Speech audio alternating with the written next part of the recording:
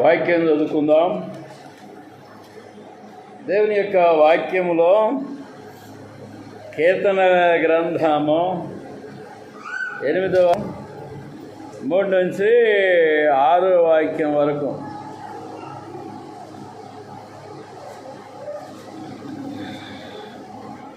నీ చేతి పని అయిన నీ ఆకాశములను నీవు కలుగజేసిన చంద్ర నక్షత్రములను నేను చూడగా, నీవు మనుష్యుని జ్ఞాపకము చేసుకొనుటకు వాడే పాటి వాడు. నీవు నరపుత్రుని దర్శించుటకు వాడే పాటి వాడు. దేవుని కంటే వానిని తక్కువనిగా చేసి ఉన్నావు. మహిమా ప్రభావములతో వానికి కిరీటము ధరింపజేసి ఉన్నావు. నీ చేతి పనుల మీద వానికి అధికారం ఇచ్చి ఉన్నావు. దేవునికి స్తోత్రాలు. వాక్యం ఇది ఉంది. ఏమిటిది? ఆకాశములను కలుగజేయటం, చంద్ర నక్షత్రములను కలుగజేయటం, మహిమా ప్రభావములతో మనిషికి కిరీటం ధరింపజేయటం, దేవుని కంటే వాడిని కొంచెము తక్కువనిగా చేయుట అనేది ఈ వాక్యంలో రాసి ఉన్నది. నిష్కల్మషమైన ఒక యుగం ఉంది. అది బహుశా ఆదాము చేయబడినప్పటి నుంచి అతడు పాపంలోకి జారిపోయే వరకు నిష్కల్మష యుగము అని చెప్పవచ్చు. ఒకటి, ఆ యుగము పరిస్థితులు ఏంటంటే, యుగ పరిస్థితులు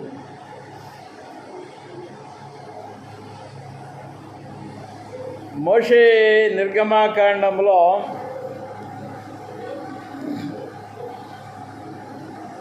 14వ అధ్యాయం 15-16 వాక్యాల్లో మోషే ఎర్ర సముద్రాన్ని పాయలు చేశాడు.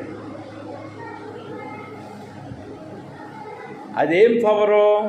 ఎర్ర సముద్రాన్ని పాయలు చేసిన పవరు దేవుని యొక్క శక్తి.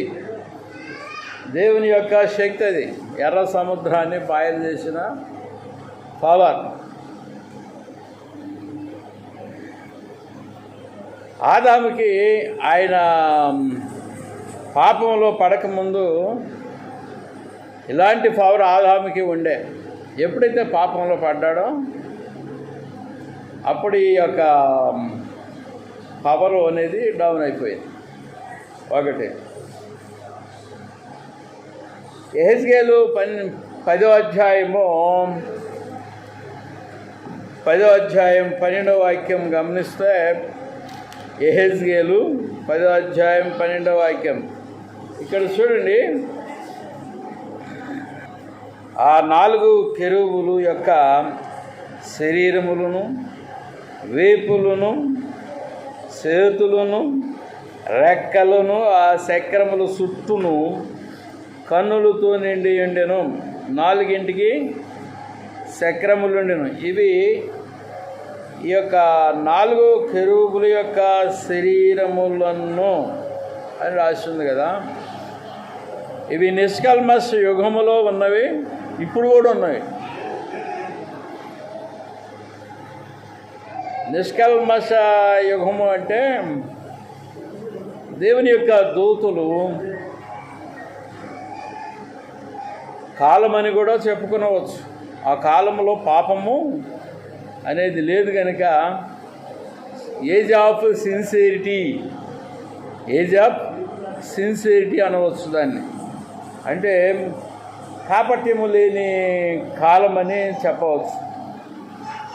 దానియేలు గ్రంథంలో 3వ అధ్యాయం 21వ వచనము 26వ వచనాలు అక్కడ గమనిస్తే షడ్రకు మేషకు అబేద్నెగో అనేవారు అగ్నిగుండంలో పడవేయబడ్డారు. అగ్ని బలములను వారు సల్లార్చిరి అని వాక్యంలో ఉంటుంది. అగ్ని బలాలను వారు సల్లార్చిరి అంటే ఏంటి? అగ్ని బలములను సల్లార్చగలిగినటువంటి బలం వీరిలో ఉంది. షడ్రక్ మేషక్ అబేద్నెగో వాళ్ళ దగ్గరికి యేసు ప్రభువారు ఒక నరరూపిగా అగ్నిగుండంలోకి దిగినట్టుగా వాక్యము రాయబడింది. ఆ యొక్క వచనాల్లో చదివితే తెలుస్తుంది. అయితే ఈ యొక్క ఆదాముకున్న పవర్ ఏంటంటే అగ్ని బలములను సల్లార్చగలిగే శక్తి. అగ్ని బలములను సల్లార్చగలిగే శక్తి ఆదాముకు ఉంది.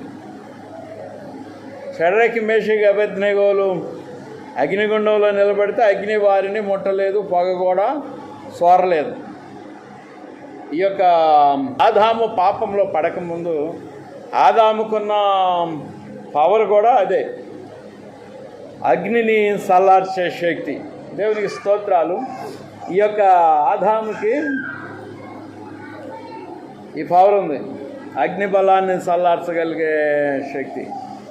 మత్తయి శుభవార్త 8వ అధ్యాయం 23వ వచనం ఒకటి, తర్వాత 27వ వచనాన్ని గమనిస్తే గాలియు సముద్రము ఆయనకి లోబడ్డాయి. ప్రభువైన యేసుక్రీస్తుకి గాలియు సముద్రము లోబడ్డాయని రాయబడింది ఆ యొక్క వాక్యాల్లో. అంటే ఈ యొక్క మొదటి ఆదాము అయినటువంటి ఆ యొక్క ఆదాముకి శివరాధాము అయినటువంటి యేసుక్రీస్తు ప్రభుల వారికి పోలిక ఉంది. మొదటి ఆదాముకి గాలిని అణిసే బలం ఉంది. ఎప్పుడు అంటే పాపంలో పడకముందు. సముద్రాన్ని సల్లార్చగలిగే శక్తి ఉంది. అంటే యేసు ప్రభువుకి అది ఉందంటే ఆ మొదటి ఆదాముకి కూడా ఉంది. ఎప్పుడు ఆ పవర్ని కోల్పోయాడంటే పాపంలో పడటం వలన ఆ పవర్ని కోల్పోయాడని గమనించాలి. తర్వాత 1 కొరింథీ 15వ అధ్యాయంలో 45వ వచనంలో చదివితే ఆదామేమో జీవించు ప్రాణి, ఆదాము జీవించు ప్రాణి, క్రీస్తు జీవింపజేయు ఆత్మ. ఆదాము జీవించు ప్రాణి, యేసుక్రీస్తు ప్రభువేమో జీవింపజేసే ఆత్మని చెప్పబడుతుంది. యెషయా గ్రంథము 14వ అధ్యాయంలో 13వ వాక్యంలో రాయబడింది కదా. యెషయా గ్రంథం 14వ అధ్యాయం 13వ వాక్యం, నేను ఆకాశముని ఎక్కిపోయేదును అనుకుంటున్నాడు మన సాతాను అనబడిన లూసిఫర్. ఈ యొక్క ఆదాముకి ఉన్న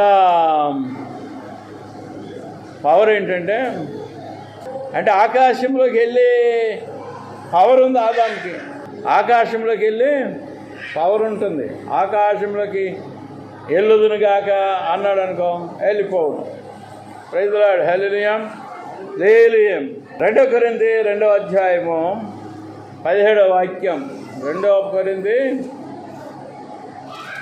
2వ అధ్యాయము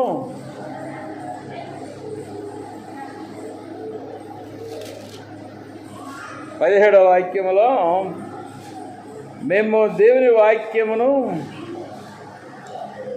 కలిపి సరిపెడు అనేకుల వలె ఉండక నిష్కాపట్యము గలవారమును దేవుని వలన నియమింపబడిన వారమునై ఉండి క్రీస్తునందు దేవుని ఎదుట బోధించుతున్నాము. ఇక్కడ నిష్కాపట్యము అని వాడాడు చూడండి పదము. ఈ నిష్కాపట్య అంటే కపటము లేని కాలం, నిష్కాపట్యము అనే పదాన్నే తీసుకుంటున్నాను, మిగతా వాక్యం అంతా తీసుకోవట్లేదు. ఆ యుగము నిష్కాపట్య యుగము. ఏది ఇది? నిష్కల్మష యుగం అనే చెప్పబడుతుంది. ఆ యుగంలో పాపం అనేది లేదు అని వాక్యంలో మనం తెలుసుకొనవచ్చు. తర్వాత 1 తిమోతిలో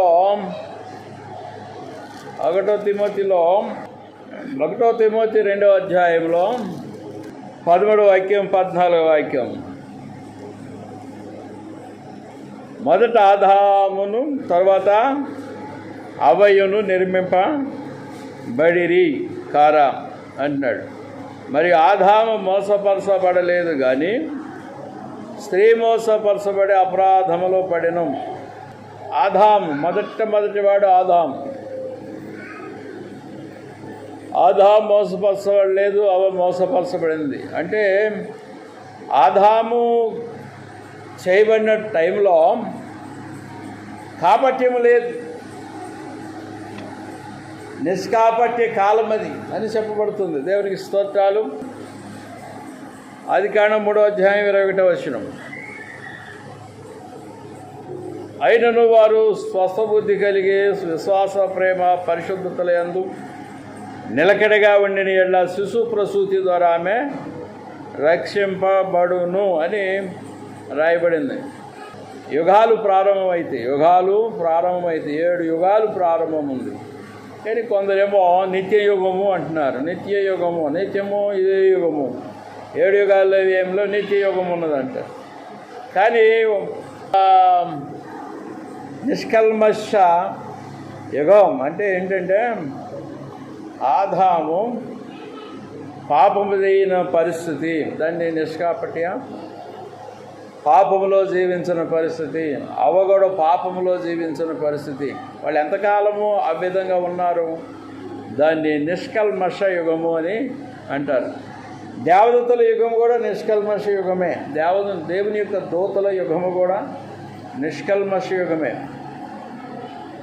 ఆదాము జీవించిన కాలము, అవ్వ జీవించిన కాలము కూడా నిష్కల్మష యుగమే.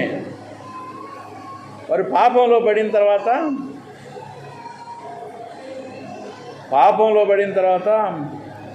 ఏది పొరపాటు కాదు అనేది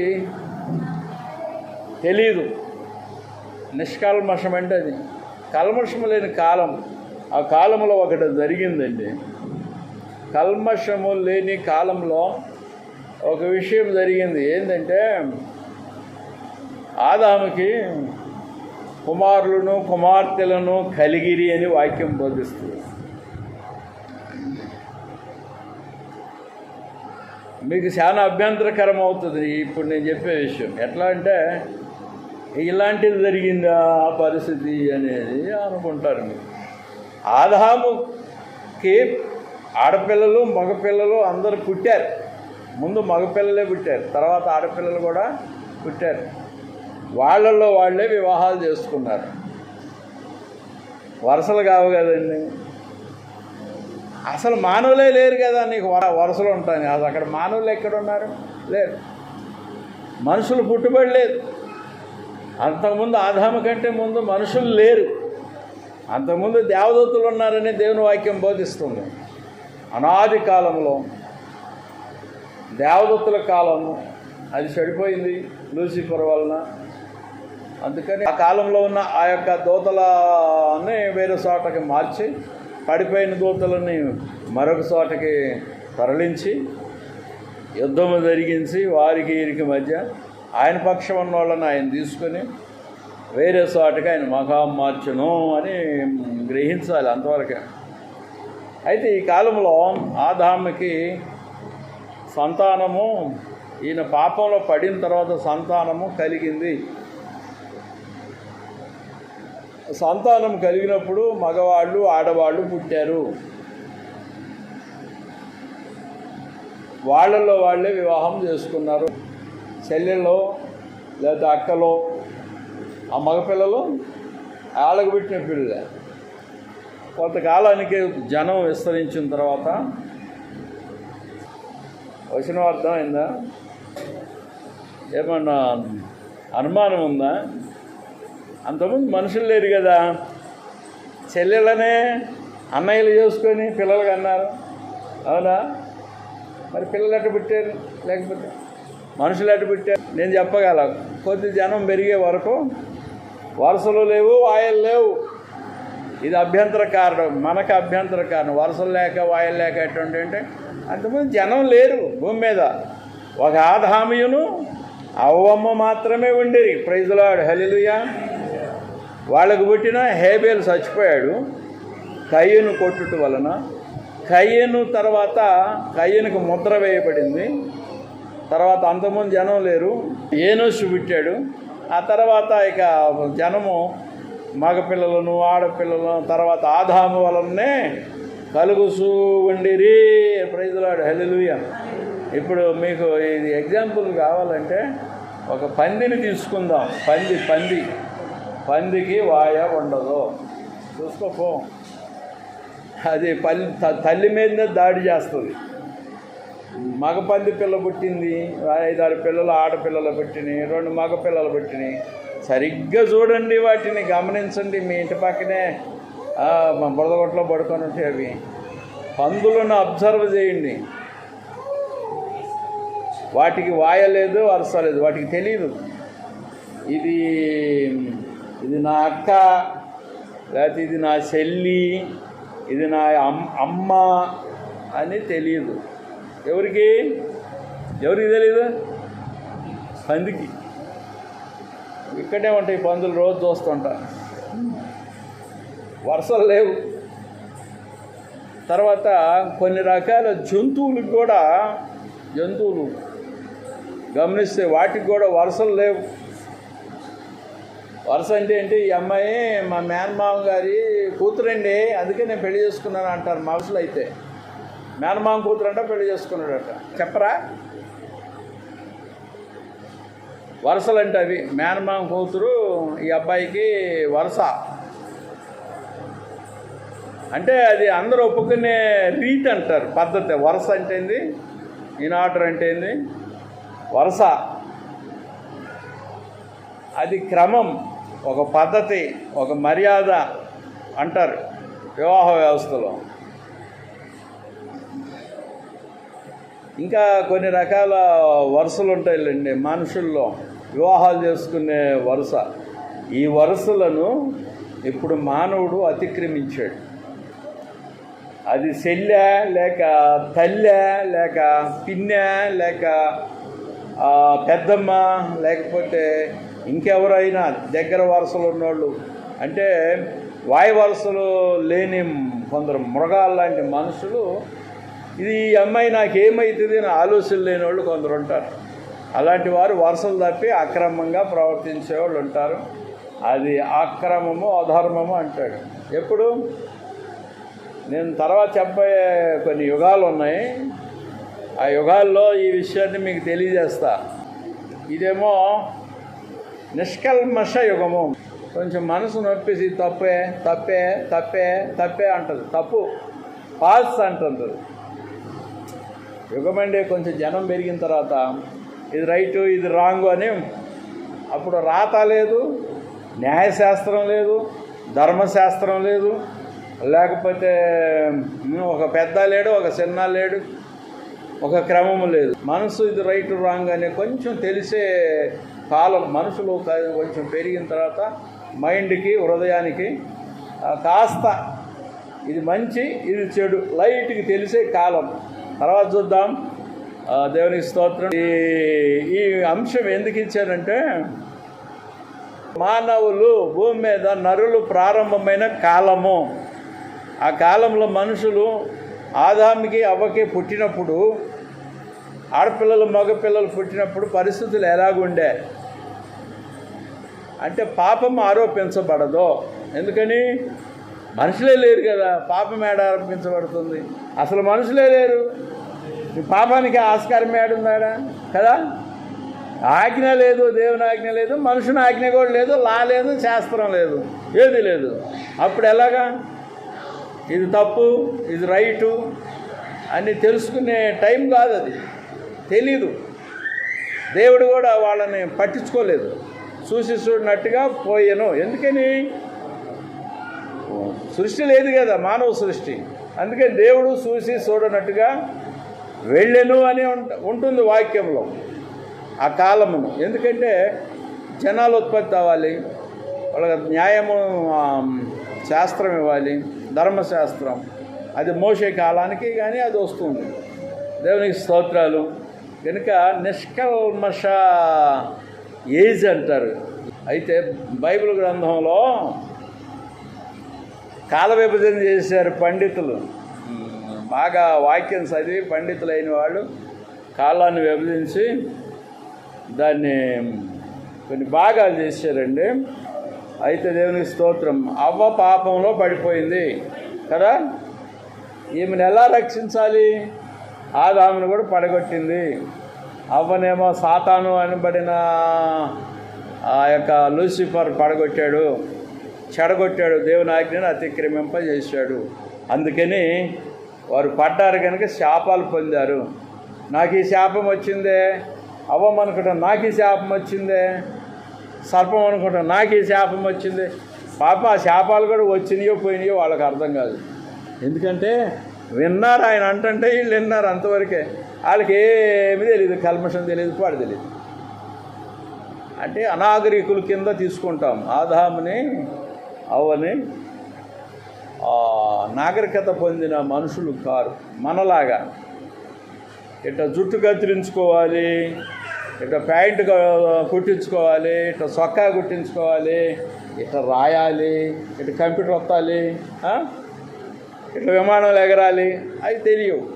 కానీ వాళ్ళకి ఒకటి తెలుసు, పాపంలో పడకముందు ఒకటి తెలుసు వాళ్ళకి. ఏంటంటే నేను ఆకాశంలో చంద్రుడి దగ్గర ఉందునుగాక అన్నాడు అనుకో ఆదాము, చంద్రమండలంలో పోయి ఆడనే ఉంటాడు. నేను పోయి ఒక నక్షత్రంలోకి వెళ్ళి చూసి వచ్చుదునుగాక అన్నాడు అనుకో ఆదాము, పలికాడు అనుకో, అక్కడికి పోయి వస్తాడు. అంటే అలాంటి పవర్ ఉంది. ఎందుకు? పాపం లేదు కదా. నేను సముద్రం మీద నడిచిపోదునుగాక అని నడుచుకుంటూనే పోతాడు సముద్రం మీద. అర్థం కాల? ఆదాముకున్న పరిస్థితి అది. మరి నేను నీళ్లలో అడుగు భాగానికి వెళ్ళి వచ్చుదని కాక సిలిండర్ అవసరం లేదు, మొక్కు పెట్టుకుని గాలి ఆక్సిజన్ అవసరం లేదు, సముద్రం అడుగు భాగానికి వెళ్ళి వస్తా. ఆదాముకున్న పరిస్థితి అంటే ఎప్పుడు ఆయన పాపంలోకి దిగజారక ముందు ఆయనకున్న వాతావరణం అది. సేమ్ పరిస్థితి యేసుక్రీస్తుకు ఉందండి, సేమ్. అందుకని యేసు ప్రభు నేను పోతున్నాను, నేను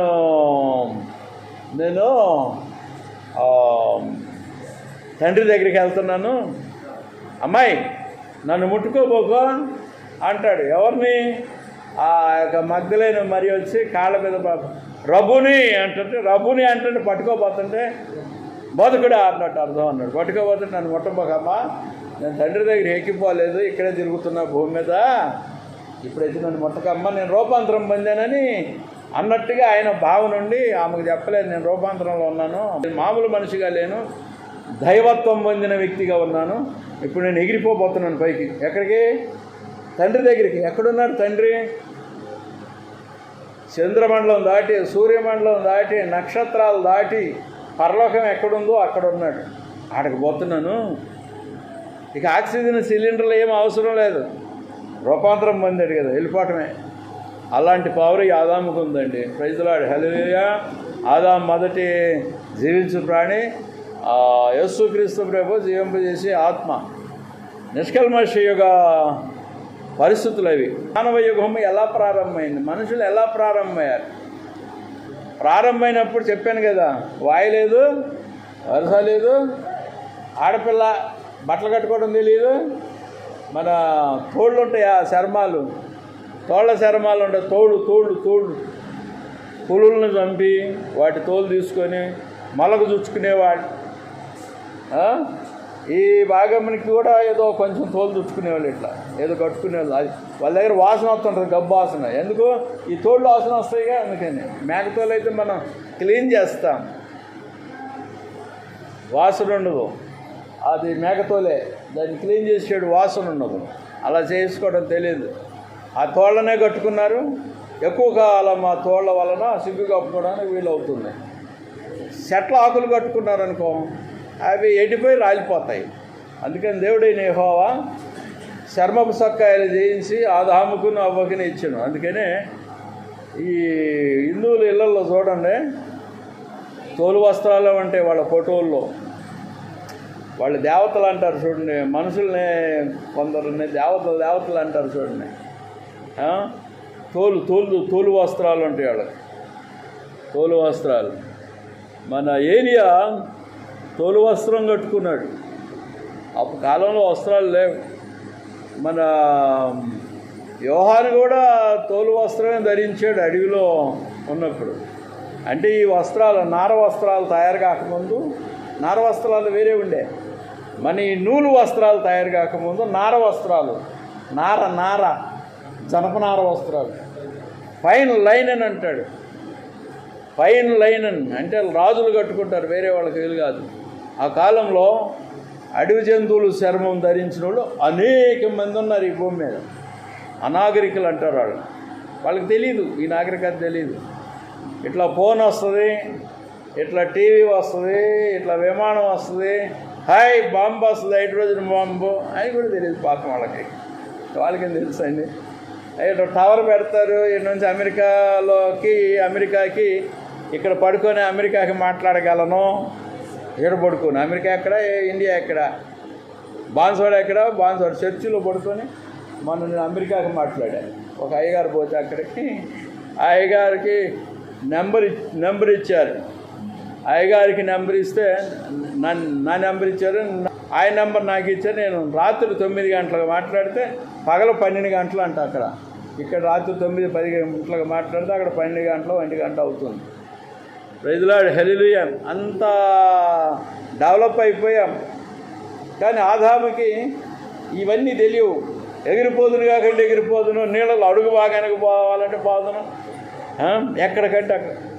ఆ పవర్స్ ఉన్నాయి ఆదాముకి. యేసుక్రీస్తుకి ఎన్ని పవర్లు ఉన్నాయో అన్ని పవర్లు ఆదాముకు ఉన్నాయి. అందుకని ఈ యొక్క కీర్తన 8లో చెప్పాడు కదా, నరుణ్ణి కొంచెమే తక్కువ వానిగా చేసావు. చూడండి అక్కడ కీర్తనలో ఏం రాసి ఉంది, కొంచెమే తక్కువ వానిగా చేసావు, కొంచెం తక్కువ వారిగా.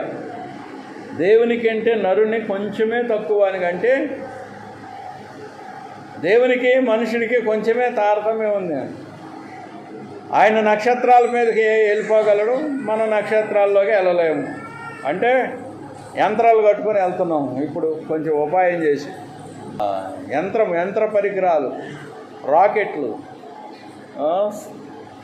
మన స్పేస్ స్టేషన్కి వెళ్ళే వాహనాలు, అది జేమ్స్ వెబ్ టెలిస్కోప్ను పంపారు పైకి. అక్కడ ఏముందో అవన్నీ కిందకు పంపుతుంది అది. ప్రైజ్ లార్డ్, హల్లెలూయా. ఇప్పుడు మనల్ని దేవదూతలతో సమానంగా తీర్చిదిద్దాలని దేవుని యొక్క ఆలోచన అండి. అందుకని ఈ సువార్త ప్రకటన మనుషుల్ని పరిశుద్ధులుగా మార్చటం, మనుషులందరికీ రక్షణ ఇవ్వటం. ఆదికాండం 3:21 చూడండి. ఆదికాండం 3:21 మనుషులని దేవదూతల వల్ల మారిస్తే సర్వవిశ్వాల్లో సంచరించగలరు, ఎగిరిపోగలరు. గాలి అవసరం లేదు. మన వాళ్ళు ఆక్సిజన్ పెట్టుకుంటారు పైకి పోవాలంటే, గాలి అవసరం లేదు, డైరెక్ట్ వెళ్ళిపోగలరు వీళ్ళు. ఆ విధంగా మార్చాలని యేసుక్రీస్తుకి ఏ పవర్స్ ఉన్నాయో ఆ పవర్లన్నీ దేవుడు రక్షించబడిన మనుషులకి ఇవ్వాలని దేవుని యొక్క ఆకాంక్ష. ప్రైజ్ ది లార్డ్, హల్లెలూయా. అక్కడేం రాసింది? ఆదికాండం 3:21 దేవుడైన యెహోవా ఆదాముకును అతని భార్యకును చర్మపు సొక్కాయిలను చేయించి వారికి తొడిగించును. 3:21 అండి.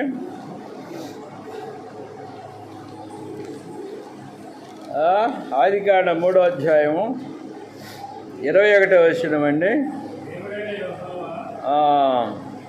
చర్మపు సొక్కాయలను తొడిగించాడు. చర్మపు సొక్కాయలను కదా, ఈ చర్మపు సొక్కాయలకు బదులుగా ఇప్పుడున్న నా వంటి మీద ఉన్న, నీ వంటి మీద ఉన్న ఈ నూలుకు బదులుగా మహిమ అనేది ఆవరిస్తుంది. ప్రభు రాగానే మహిమా వస్త్రము ధరిస్తావు. చర్మం కాదు, నూలు కాదు, నార వస్త్రం కాదు, లేకపోతే పైకి వెళ్ళడానికి షూట్లు ఉంటాయి. స్పేస్ స్టేషన్లో జీవించాలంటే ఒక 5-6 రోజులు షూట్ ఉంటుంది. ఆ షూట్లు కావు, ఏం అవసరం లేదు. మహిమ కలిగిన వస్త్రాన్ని ఈ పరిశుద్ధుడైన విశ్వాసికి, పరిశుద్ధుడైన సేవకునికి దేవుడు ఇచ్చును. ఈ అవిశ్వాసి అయిన వ్యక్తికి వేరే వస్త్రం ఇస్తాడు. అగ్నిగుండాన్ని ఆ యొక్క వేడిని తట్టుకోవటానికి కావలసిన వేరే వస్త్రం ఇస్తాడు. లేకపోతే ఆ యొక్క వ్యక్తి అగ్నిగుండాన్ని ఓర్వలేడు, బాధ ఉంటుంది అన్నట్టు. దానికి తగ్గట్టుగా ఏదో వస్త్రం ఉంటుంది. ఈ ధనవంతుడు అగ్నిగుండంలో పడ్డట్టుగా ఉంటుంది. నేను అగ్నిజాల్లో యాతన పడుస్తున్నాను అన్నాడు, కానీ అతన్ని ఇంకా లేపలేదు దేవుడు.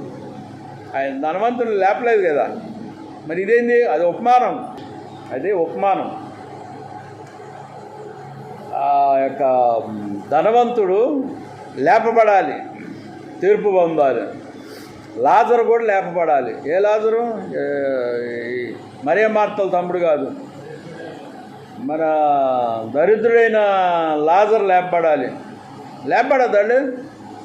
లాజరేమో పరిశుద్ధతో లేపబడతాడు, ధనవంతుడేమో 1000 ఏళ్ల పరిపాలన అనంతరం లేపబడతాడని వాక్యం తెలుసుకోవచ్చు. వాళ్ళిద్దరికీ తీర్పు ఉంటుంది. ఒకటి ధవళ సింహాసనం తీర్పు. ఆ ధవళ సింహాసనం తీర్పులో ఈ ధనవంతుడికి వేరే వస్త్రం ఇస్తాడు. అగ్నిలో నిత్యము కాలుస్తున్నప్పుడు దాన్ని ఓర్చుకోగలిగిన శక్తి కలిగిన వేరే వస్త్రం ఇస్తాడు. అందులో కూడా యాతన ఉంటుంది. పరిశుద్ధుడికేమో మహిమ వస్త్రం ఇస్తాడు.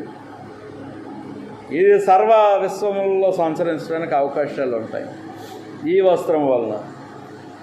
సేమ్ వస్త్రం ఆదాముకుండిన అది పోగొట్టుకున్నాడు.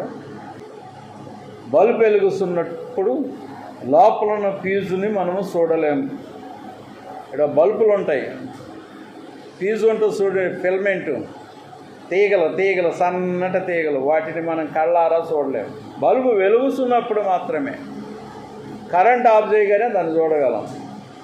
ఈ కరెంటు వచ్చినప్పుడు ఎలా వెలుగు వెదజల్లుతుందో లోపల కనపడదు. ఇక నీ దేహం మీద ఏముందో మా ఆత్మదేహం మీద అదంతా కనపడదు. వెలుగు వస్తుంటుంది, వెలుగే వస్త్రం లాగా ఉంటుంది. సిగ్గుండదు. ఇక ఇంకేం సిగ్గుండదు? వస్త్రం ఉంది నీకు, సిగ్గాడిది. పైన వస్త్రం ఉంది, మహిమ వస్త్రం. అది దానిలోంచి వెలుగు ప్రకాశిస్తుంటుంది, మహిమ ప్రకాశిస్తుంటుంది. లోపల ఉన్న భాగాలు, ఆత్మకున్న భాగాలు కానరావు, సిగ్గుండదు. ఇప్పుడు ఈ వస్త్రం కప్పుకుంటే సిగ్గు లేదు. వస్త్రం తీసేసి బయటకు పోగలవా? పిచ్చోడు అంటారు. ఈ బజార్లో వెళ్ళి పిచ్చోడు ఉన్నాడు చూడు, అలా అవుతుంది. వస్త్రం లేకుండా ఎవరన్నా బజార్ని అట్లా పోతుంటే వాడి మైండ్ ఖరాబ్ అయింది, చేతబడి చేశారులే. మైండ్ మెంటల్ ఆరోగ్యం సరిలేదు, అందుకనే ఆడు అలాగ వస్త్రం లేకుండా పోతుండు అని. లేకపోతే ఆమె వస్త్రం లేకుండా పోతుంది. వాళ్ళకెళ్ళి మనం చూడకుండా మన దాన్ని మనం పోతాం. ఎందుకంటే మనకు వస్త్రాలు ఉన్నాయిగా, అందుకని. అంతే కదా, మనకు వస్త్రాలు ఉన్నాయి కనుక సిగ్గు అనిపించట్లేదు. అందుకని అరే ఈయనకి సిగ్గు వచ్చేటట్లుగా సైతాన్ గడి చేశాడు, అందుకని చర్మపు సొక్కాయలు ధరింపజేద్దాం అనుకున్నాడు దేవుడైన యెహోవా. ఈయనకి సిగ్గు ఏర్పడినట్టుగా దయ్యంగాడు చేశాడు. వీళ్ళకి సిగ్గు కాని రాకుండా చేస్తేనే వీళ్ళు ఒకళ్ళ మొహం ఒకళ్ళు చూసుకోగలరు.